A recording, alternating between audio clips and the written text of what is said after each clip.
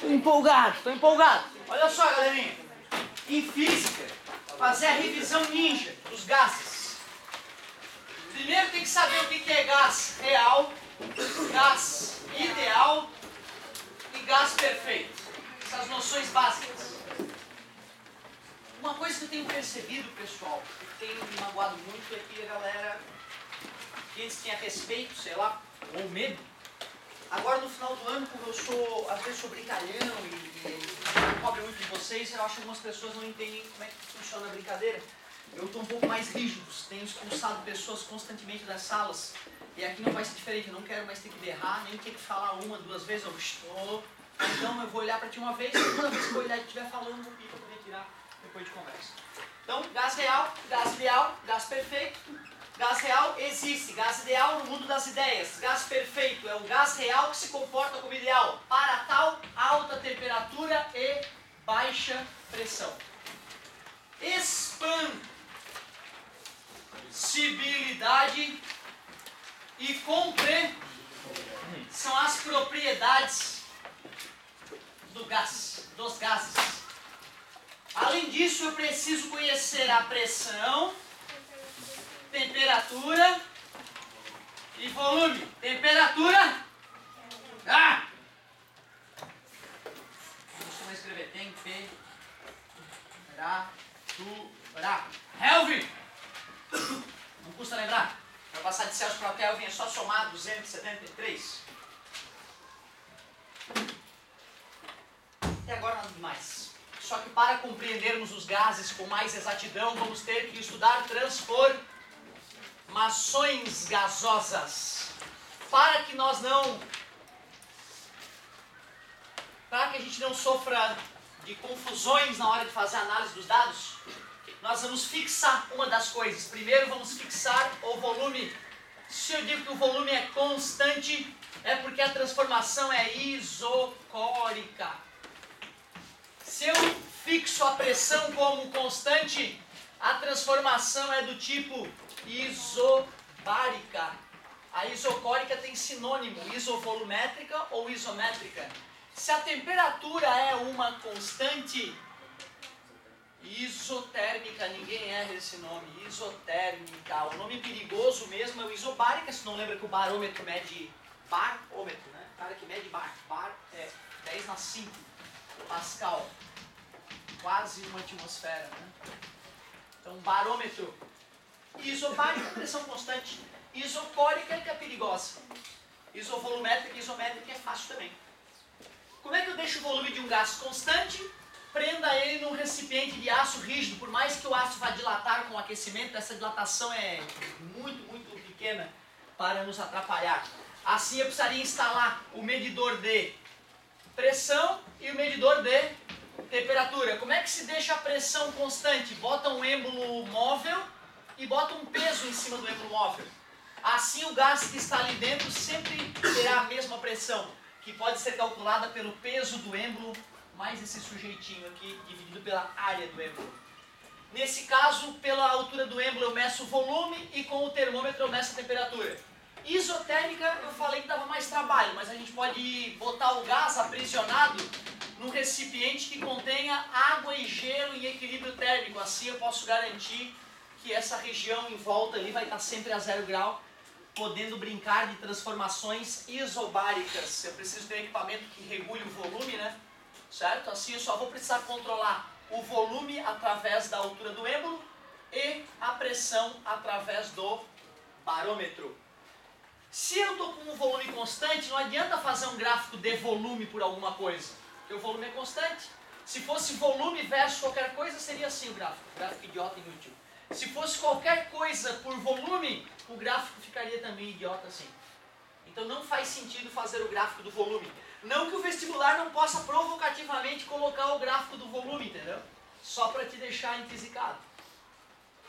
Nós vimos pela experiência mental que a gente fez ontem que dobrando a temperatura em Kelvin, dobra a pressão triplicando. Por isso que é uma reta crescente passando pela origem. Se fosse em Celsius, só não passaria pela origem. Certo?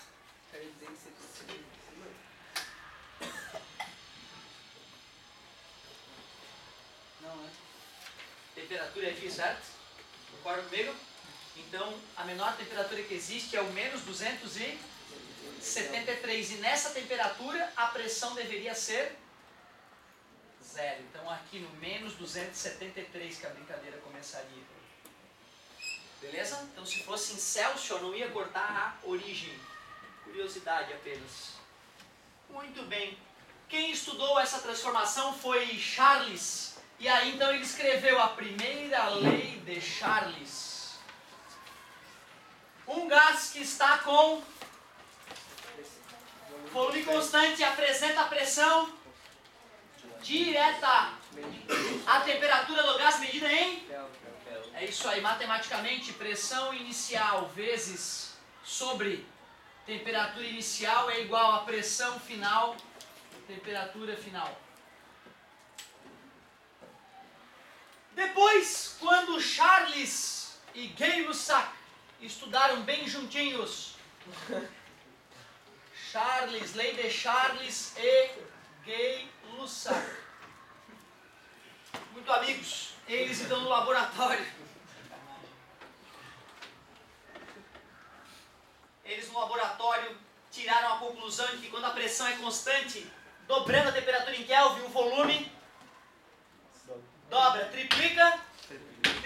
Por isso que se eu faço o gráfico da pressão versus temperatura, né? Não, né? Senão fica um gráfico idiota, a pressão é constante. Se a pressão for aqui, gráfico idiota, ninguém quer gráfico idiota que não leva a nada. Nós queremos agora é o volume com a temperatura. Dobrou, triplicou, reta. Já que é em... passa pela origem. Se não fosse em Kelvin, não passaria pela origem. A menos que fosse Remoir, uma escala absoluta também. Qualquer escala absoluta de temperatura serve, na verdade. Como a gente só conhece a Kelvin, né, no nosso dia a dia, eu grito, Kelvin! Matematicamente, como é que fica a lei de Charles e Gay-Lussac? V1 ou V0, tanto faz. Sobre T1 ou T0, tanto faz. Isso. V2, V1. T1, T2, Tx. É isso aí. Ontem eu escrevi 1 e 2, né? Hoje eu escrevi 0 e 1. Amanhã eu vou escrever x e y. Beleza. Depois, Marriott foi fazer esse estudo. Lei de Boyle-Marriott.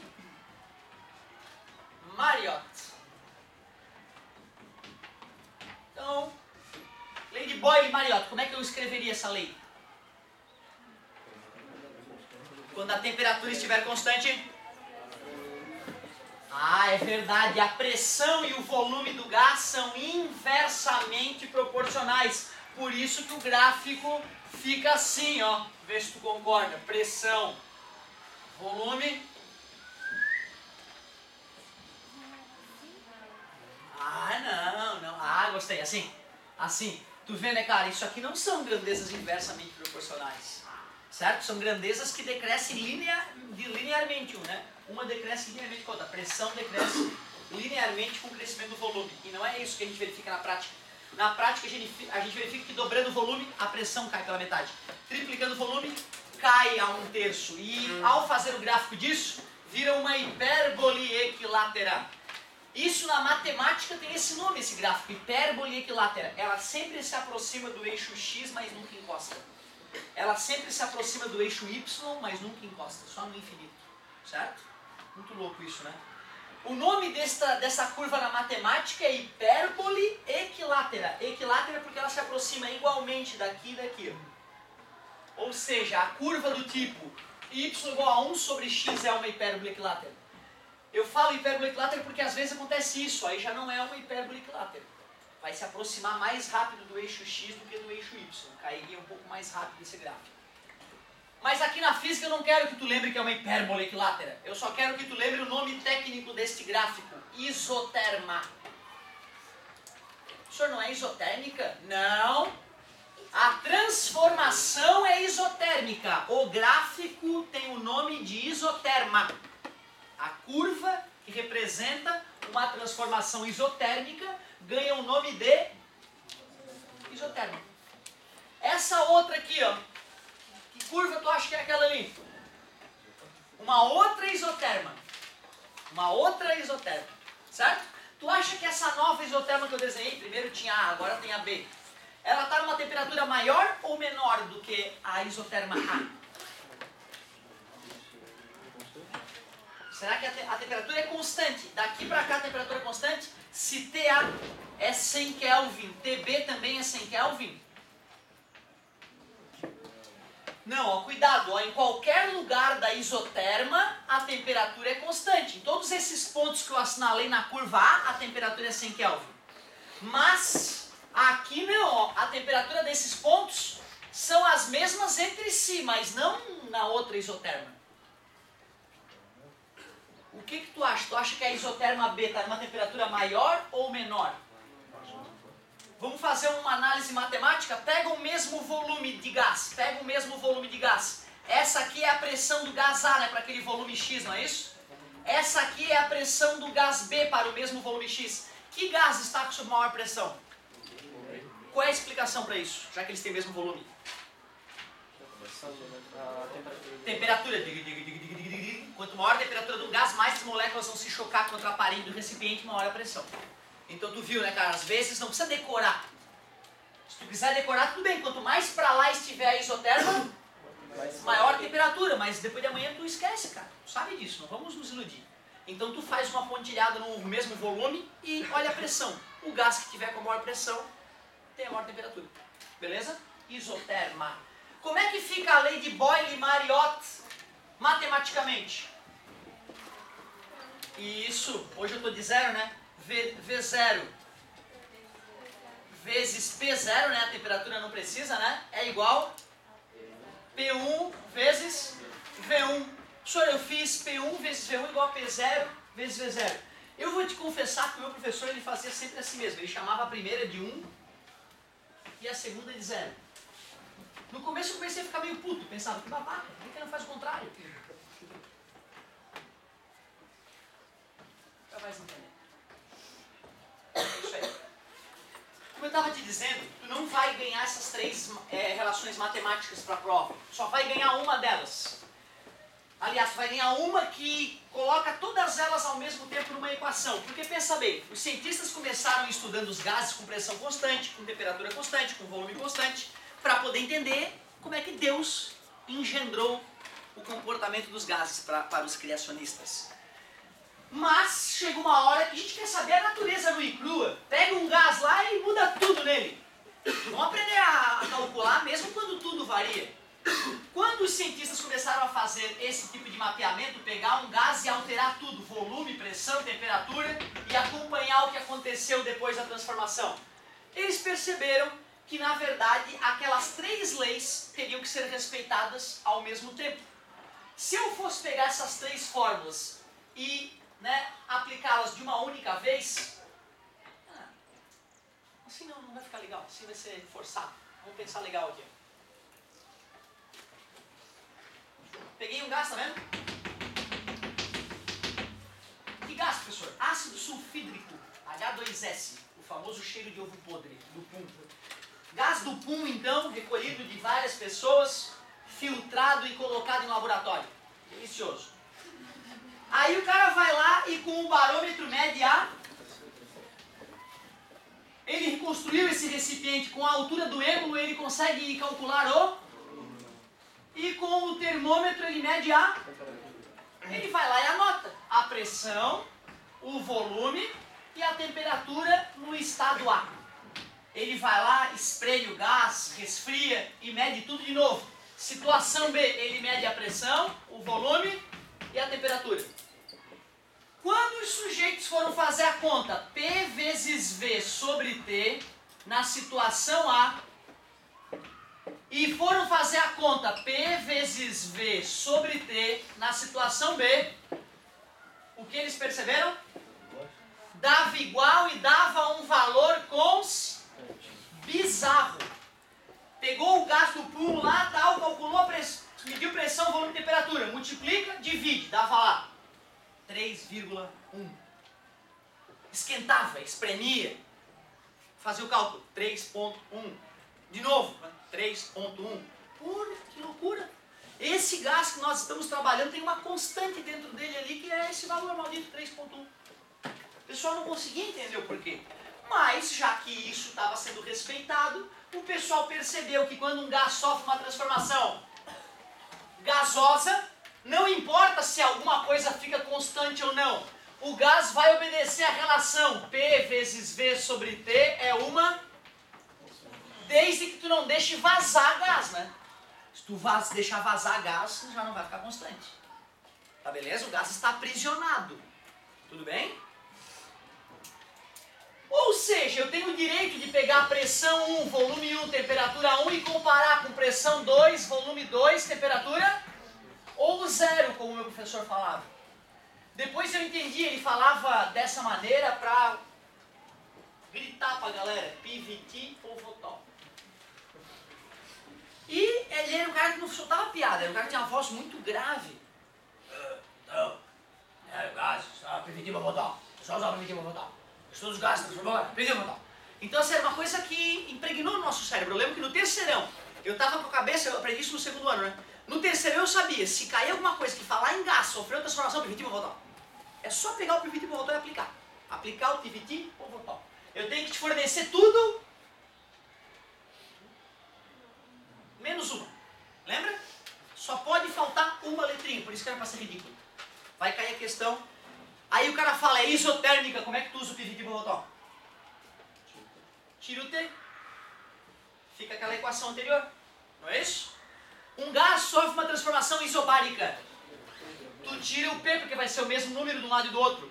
Vira PVT ou Votol. E se for isocórica? Isso, PVT ou Votol. Beleza? PVT ou Votol. Transformação gasosa. Um gás com pressão de sofre PVT ou Votol. Pode te agarrar nele. Aí, PVT ou Votol. Cuidado, sabe o que o cara projeta no vestibular? O cara projeta assim, ó. Ele vai lá, coloca números legais aqui, e se o cara for calmo e simplificar, ele faz em 30 segundos. Se o cara não é calmo e sai multiplicando e dividindo, vai dar a conta com vírgula do mal, ele vai se arrombar e vai demorar 10 minutos. Ou seja, grande segredo para aplicar o PVT ou Votol. Não saiam multiplicando e dividindo, é suicídio. Saia simplificando. Quem que eu poderia simplificar com quem? O P1 com P0 ou V0 ou com T1. Esses caras de cima com o cara de baixo ou com aqueles caras de cima. Esse cara de baixo com o cara de baixo ou com os caras de cima. Só não pode simplificar cruzado, porque cruzado é cruz credo, é multiplicação que se faz, não divisão. Tudo bem com vocês? PVT ou Votol? Matéria é uma das mais tranquilas. Qual é a pegadinha que realmente rebenta a galera? O cara bota em Celsius, o cara não transforma porque não lembrou que é Kelvin. Aí também merece. Cuidado, hein? Kelvin. Eu vou colocar em Celsius na prova, vai ter que somar 273 para brincar. Só que os caras ficaram desconfiados. O quê? P vezes V sobre T de um gás é uma constante? Constante essa que depende de quê? Os caras começaram a se perguntar. Não sei. Não. Se é uma constante, se P vezes V sobre T é uma constante, essa constante tem que depender de alguma coisa, não é possível? E os caras começaram a estudar, então, os gases, contando a quantidade de gás que tinha lá dentro. Como é que se conta a quantidade de gás que se aprisiona? Pior é que não, porque no volume do botijão de gás da tua casa, hoje tem uma certa quantidade de gás. Amanhã, naquele mesmo volume, vai ter outra quantidade de gás. A massa. A massa é uma boa. A mesma coisa, né? A pressão do botijão de gás vai caindo ao longo dos dias. Tudo bem para vocês? Certo? E a quantidade de gás muda. Mas não quer dizer que se a pressão for constante, a quantidade de gás não muda. Certo? Por exemplo, naquela situação, ó, nessa situação aqui, ó, do êmbolo móvel, onde a pressão é constante, mesmo que eu deixe vazar gás, aí tampei depois de vazar, a pressão continua a mesma. E mudou a quantidade de gás. Tudo bem para vocês? A massa é uma boa maneira. A massa é uma boa medida. O problema é que massa, na verdade, mede a inércia das coisas. Certo? Massa mede a dificuldade de mudar a aceleração de um objeto, de modificar a velocidade do objeto. Certo? Massa mede a dificuldade de acelerar um objeto. O que mede quantidade de matéria na ciência? Mols. A quantidade de matéria, a quantidade de moléculas que a gente está usando é o mol. Para quem não lembra de mol, o que é um mol mesmo?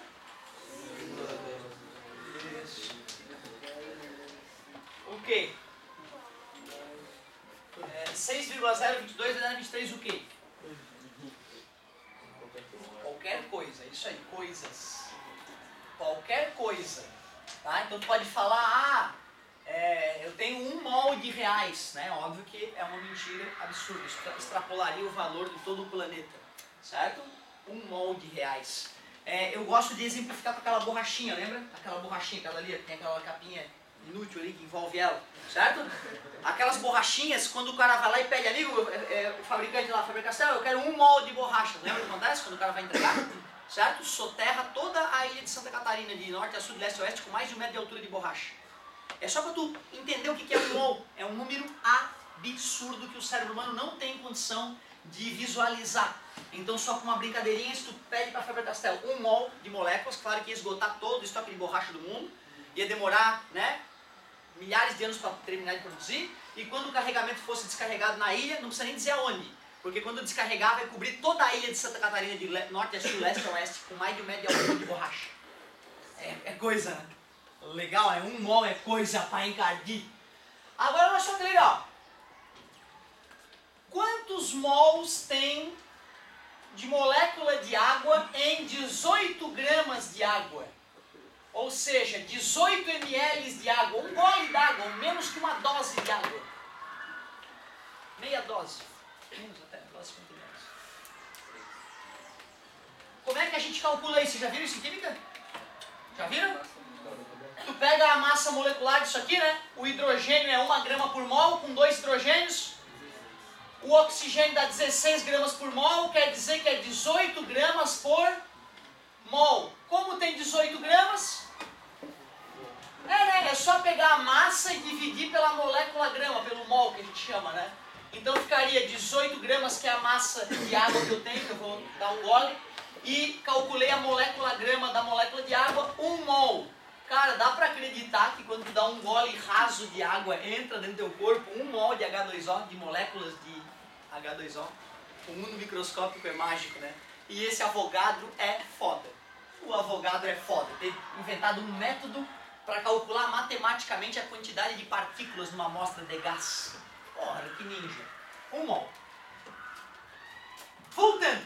Descobriram que P vezes V sobre T de um gás aprisionado dá sempre o mesmo maldito? Alguém se perguntou, depende do que essa porcaria? Tem que depender de alguma coisa. E os caras começaram a tomar cuidado com a quantidade de gás que eles usavam nos experimentos. Quando eles usavam 1 mol de gás, por exemplo, o P vezes V sobre T dava 0,33 para um gás lá, numa certa situação. Quando eles usavam 2 mols,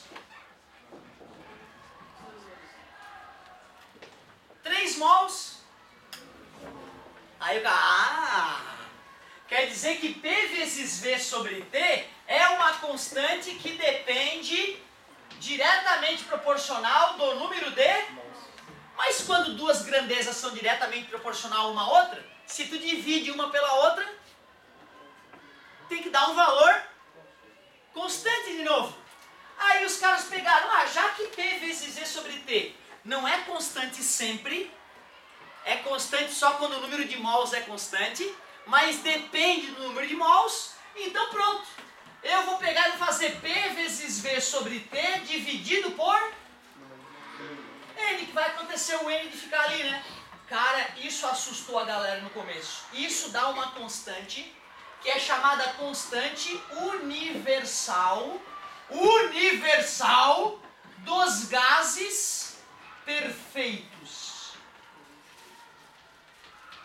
Sim. Estou te falando que pode pegar pum, pode pegar vapor d'água, pode pegar GLP, qualquer maldito gás.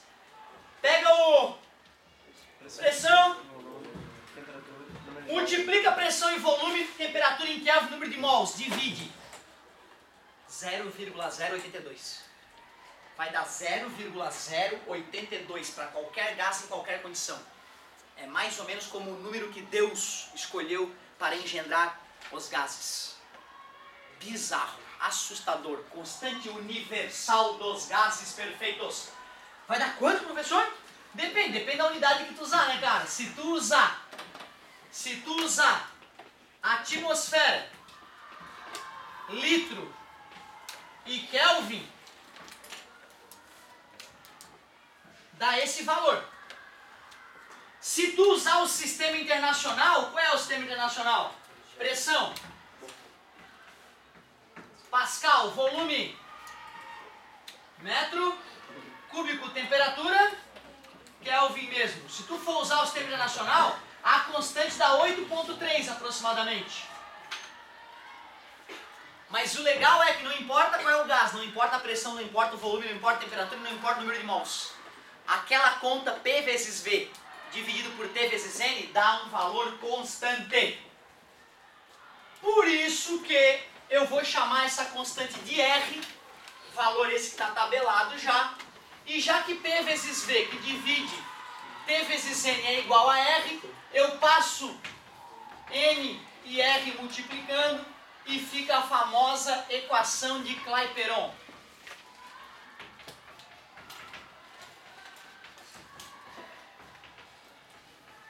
Enquanto a outra equação, Pivot-Pivot, é chamada de equação geral dos gases perfeitos.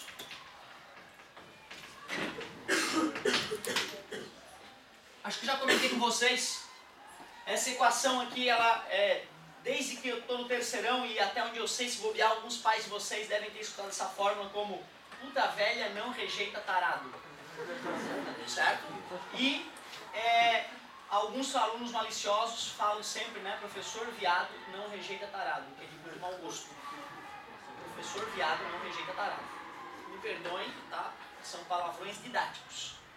Porém, eu sempre gosto de contar porque o aluno é que sempre é mágico nessas piadinhas, né? Muito mais criativo que as pessoas mais velhas, os cérebros jovens são muito mais criativos. Eu dei uma aula dessas uns 3 anos atrás e quando eu estava dando essa aula teve aquela situação do padre se amarrar nos balões de gás hélio, né? Certo? E não conseguiu voltar, certo? E aí a galera, no outro dia, um aluno me olha, o senhor sabe a dedução da fórmula da equação de Clapeyron? Aí eu, não sei qual é. Aí assim, ó, padre voador não retorna à terra.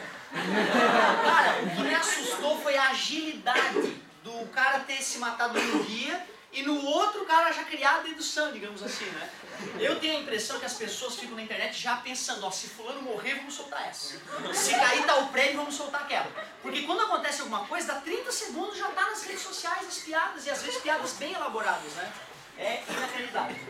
Padre voador não retorna à terra, embora seja a predileta, geralmente eu chamo de puta velha mesmo. Beleza? Tranquilinho? O que eu tenho que te fornecer para poder usar essa questão aí? Tudo menos uma letrinha. A questão mais absurda, num universo paralelo, um gás tem, blá, blá, blá, blá, determine a constante dos gases neste novo universo paralelo. É uma mais absurda porque geralmente a constante é fornecida, né? Certo? Mas físico sabe que não é um cara muito linear, então tudo pode acontecer. Geralmente a encrenca é maior quando o cara não fornece o número de mols ali, né? Tu tem que calcular. Ele te fala lá que tem 180 ml de água vaporizadas. Certo? Aí tu tem que calcular o N, é mais um serviço da química, né? Mas tu viu a ideia, né? É só pegar para calcular o N, é pegar a massa da substância e dividir pelo mol. O que é o mol? A molécula grama, né? Que a gente tira pela tabela periódica ali. Tem alguns mols que a gente acaba decorando, né, cara? De tanto que a gente calcula eles, no terceirão mesmo, que a gente decorou da água, por exemplo, vai decorar 18. Não vai ficar mais fazendo, né? Tem vários aí que vai acabar decorando, e tantas vezes vai calcular o mol. Meu querido, acho que agora ficar falando abobrinha aqui é chover no molhado. O negócio de colocar a mão na massa e fazer exercício. Uma coisa que eu não revisei hoje, hein? Que um gás possui energia interna.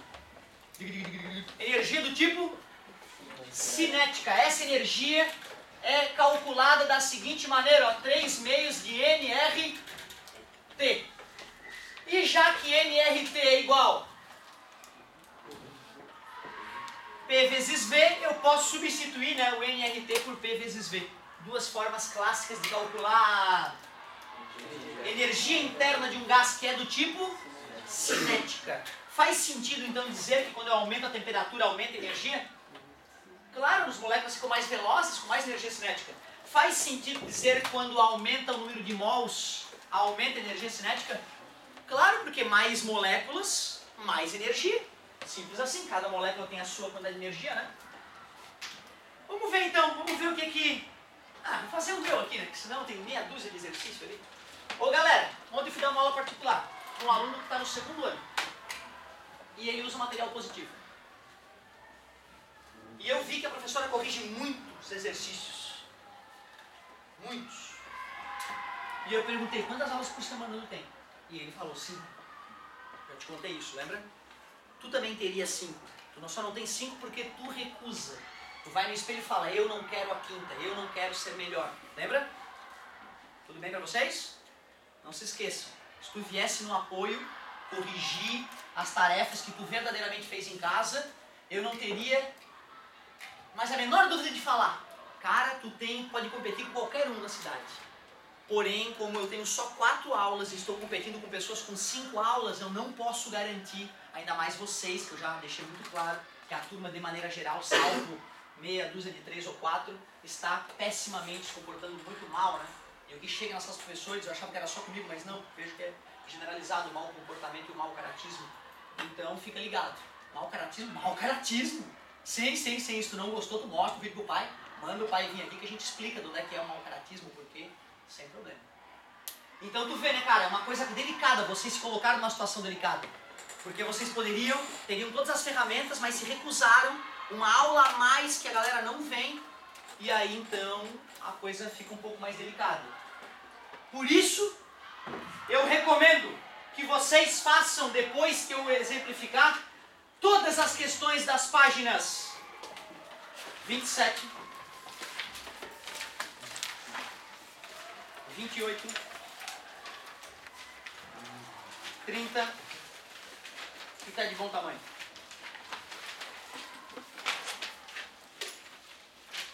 Anotaram aí? 27, 28, não são as questões, são as páginas. E 30.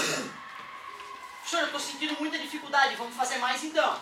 Aí tu faz mais. Aí tu pega a parte final dos capítulos, que tem aquelas paginazinhas com a cor diferente, né?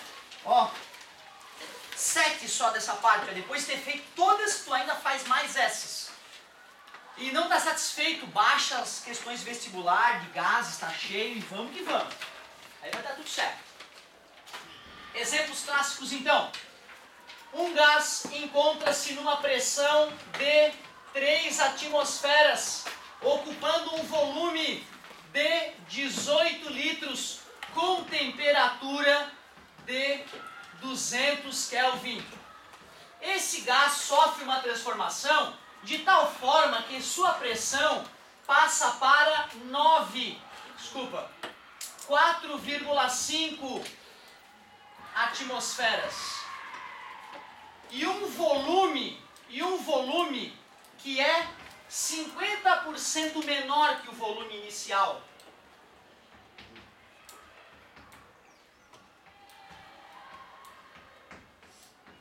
Determine a temperatura após a transformação.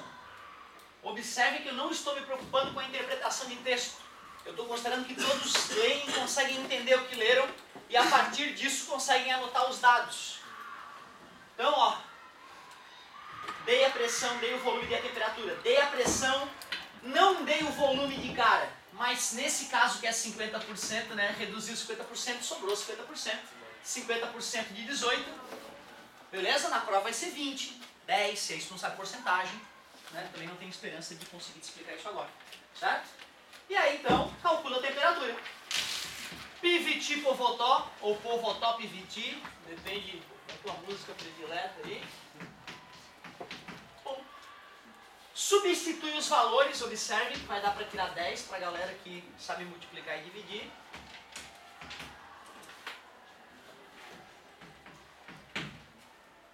Segue a dica que eu te dei. Simplifica. Beleza, pode dividir esse e esse por 2. Gostei da ideia do amigo.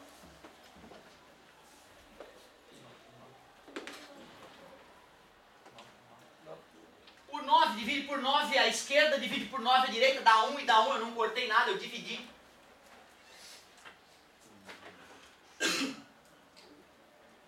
Não dá pra ficar mais fácil que isso, né, galera? Obrigado, obrigado. 3t igual a 450, multiplicar por 100, então. Logo a temperatura ficou 150 o quê? Kelvin. É isso, cara. Aí eu posso sacanear no enunciado, sacanear em outras coisas.